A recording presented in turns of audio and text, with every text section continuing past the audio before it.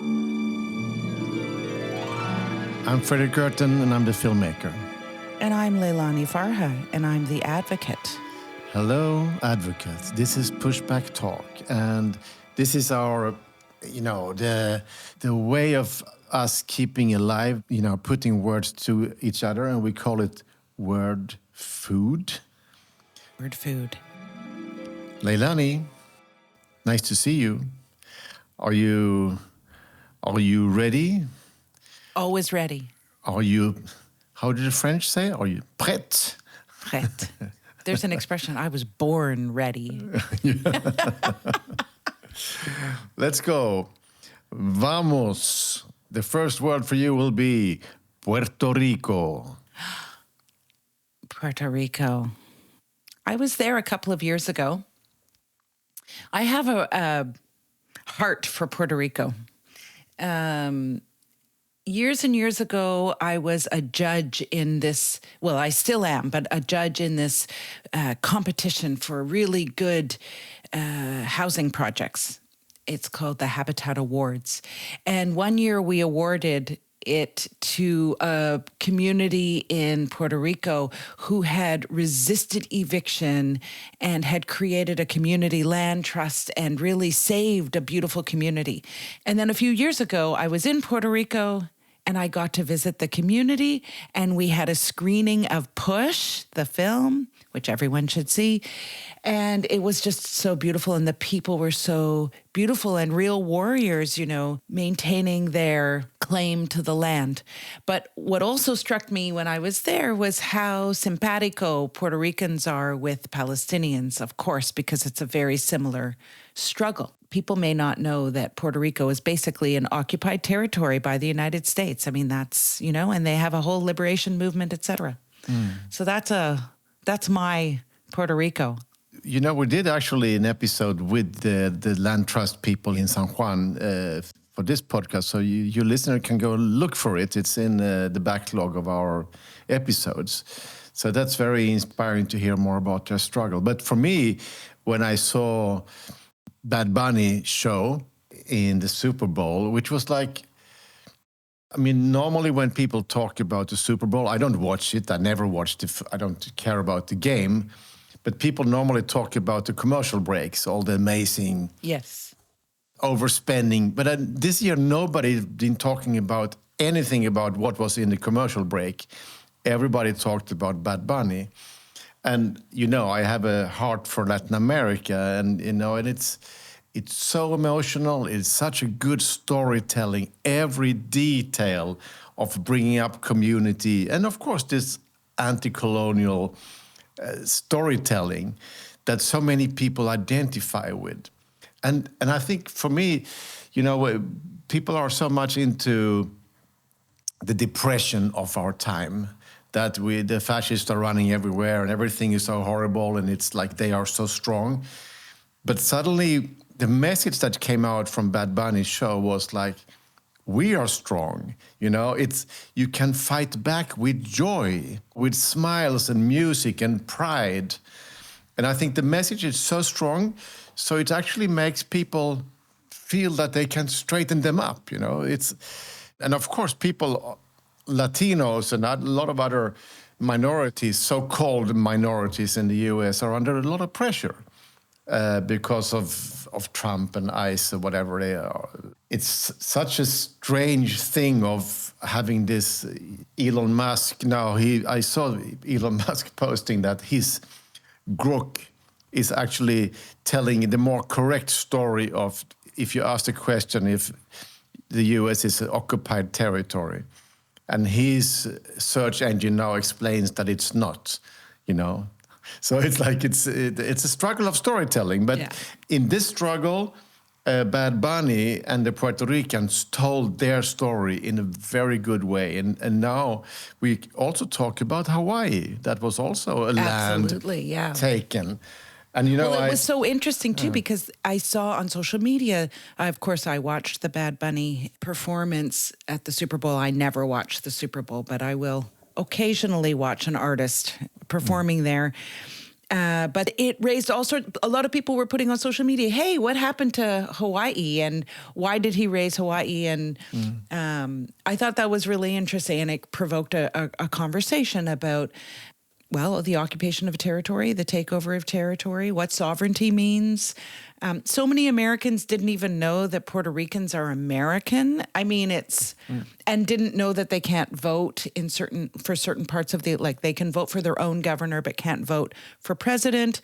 I mean, and yet they're ruled by the president. So really interesting. And there was also an interesting critique of Bad Bunny, because he invited in Lady Gaga and he was wearing clothing from this company, Zara, both Zara and Lady Gaga associated with Zionism. And I thought it was an interesting critique. I didn't really engage in it myself because many things can happen at once. And what he did was so important, in my opinion, to, as you said, bring joy to a situation that is not always discussed in joyful terms, to bring joy to ask for change, to demand change is quite unique these days, right? Yeah. I mean, a lot of us are in the trenches not feeling much joy. And so I think two things can happen at once. I think he can be doing an amazing thing. There was actually a Palestinian in one of the many details. There was also a Palestinian in the show. Yeah. So I mean, but anyway, I'm not going into that kind of critique of Lady Gaga. I just loved it, and then the message that went through was amazing. So, Viva Puerto Rico! And as you say, the details, because what he did with joy was also show the oppression of Puerto Ricans. And that is not an easy thing to do, to show oppression through joy. I mean... Yeah. And then, of course, I mean, we talked about in that episode and about the land trust in San Juan is the disaster capitalism, how when there was this big volcano, a lot of communities were destroyed, how the big money moved in. This is the story. I mean, there was a big fire in Hawaii, and the neighbors have been struggling really hard to keep their homes because the investors want to come in and take it. And now we see the same kind of wordings about Gaza, that, we can come in and clean it up and build some nice hotels. And that's exactly the same model. You know, you tear something down and then we can save it by building something for us, not for you. It's kind of... And the way in which all of that wipes out people, like wipes out culture, wipes out peoples. I mean, indigenous peoples, indigenous Puerto Ricans, indigenous Palestinians from Gaza. It's... Or the Hawaiians. Oh, the Hawaiians. Yeah. So... Puerto Rico in our hearts. I've never been there, but I want to go there and visit the Community Land Trust. I will go back eventually once I can travel to the United States again. Right now, that's not a possibility, nor do I want to. It's such a they broad might not let us in. That's the problem. Yeah. That's right. That's right. Okay, my word for you. It's a really big word. Universal. Universal. Oh, I start to think about the publishing company that is like buying up all the rights of the music all over the world, that they basically own everything published. And when we do films, we always have to talk to Universal. Okay. And for Push. Remember at the bar in Toronto when they were singing and the community, really warm community bar in Toronto, and the singer Michael was singing La Vie en Rose, the French Edith Piaf song, and we wanted to have it, but Universal didn't even want to sell it to us. They refused to even let us have it in a documentary, because then, of course, they can sell it for a lot of money to somewhere else, and they want to keep, and they have nothing to do with the songwriter. They just bought up this catalog. So, fuck Universal, big time. And all these people who are buying up rights of something that is kind of, in many ways, I would say, belongs to all of us. Because what Edith Piaf did belongs to all of us, not to Universal. Absolutely. But Universal, I guess you were looking for something different. Well, I love it. No, I love it because this is the filmmaker and the advocate, right? So the filmmaker goes, boom, right to Universal owning the music that he needs for his films. Yeah. Super interesting. And of course, for the advocate, I mean, the big debates right now as a human rights lawyer is around whether human rights are in fact universal when they are certainly not upheld for certain groups of people.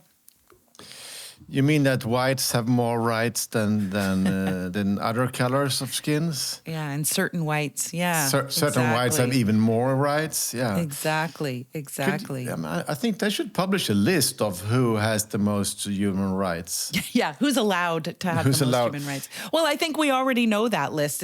I think it would run parallel with the richest people in the world down, right? Yeah, no, I mean, I remember when we were sued for the film Bananas, and I constantly got a question that I was a bit awkward to get because people asked me all the time if I was afraid of my life, if they would kill me. And I always said, first of all, I didn't like the question, but also that there is a higher price on killing a Swedish filmmaker than killing a union leader in Colombia. You know, I could in some way feel much safer because of the color of my skin and my passport and so on. So yeah. So the universal human rights and the universal human rights law should be for all. I mean, it's designed to be for all, but it's not really happening. And what is happening right now, which I think is very interesting, and I think that's also thanks to your work, is that more and more people use the talk about the international law. I mean, AOC now went to Europe and she talked about universal law. So it's obviously the language is getting there. Yeah. And I think that's what your job, when we did Push, you said a home is a human right, a safe home. So language is moving.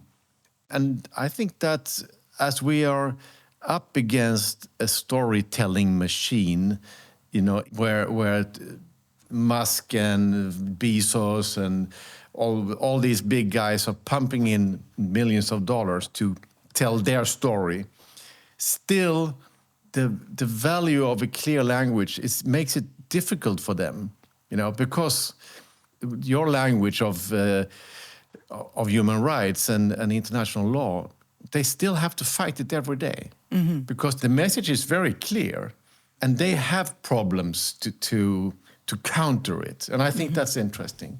Yeah, and I think I love the moment where something like human rights and the universality is both completely irrelevant right now and never more relevant.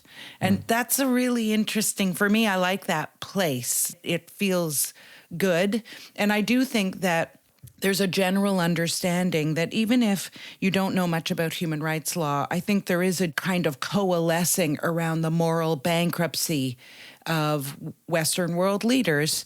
And to rally around moral bankruptcy ends up meaning you're rallying for human rights. You're rallying for something, and it tends to be human rights. So I have a friend who wrote a book called Universal, which is why I threw that word at you.